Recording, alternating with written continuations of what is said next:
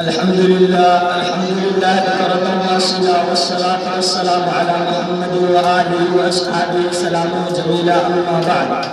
قال النبي صلى الله عليه وسلم بكل شيء علم وعلم الإيمان الصلاة.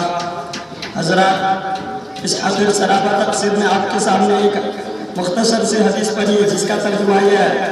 سرکار دو عالم جناب محمد رسول اللہ صلی اللہ علیہ وسلم نے ارشاد فرمایا ہر چیز کا ایک نشان ہوتا ہے اور ایمان کا نشان نماز ہے. حضرات دنیا میں بھانت بھانت کے لوگ اور قسم قسم کی پارٹیاں ہیں. کوئی عربی ہے تو کوئی ایرانی, کوئی فرانسیسی ہے تو کوئی جاپانی, کوئی چینی ہے تو کوئی ہندوستانی, کوئی افغانی ہے تو کوئی پاکستانی. اسی طرح آپ کے ملک میں مختلف پارٹیاں ہیں. کسی پارٹی کا نام کانگریس ہے تو کسی کا کمیونسٹ, کسی پارٹی کا نام جن سنگھ ہے تو کسی کا سوشلسٹ. باوجود یہ کہ ان تمام پارٹی اور قوموں میں آپ کی جیسے گھر بیٹھے انسان شامل ہے, مگر ان کی الگ الگ نشانیاں ہیں. آپ انہی نشانیوں کو دیکھ کر معلوم کر لیتے ہیں فلاں کہاں کا رہنے والا ہے, فلاں کس پارٹی سے تعلق رکھتا ہے.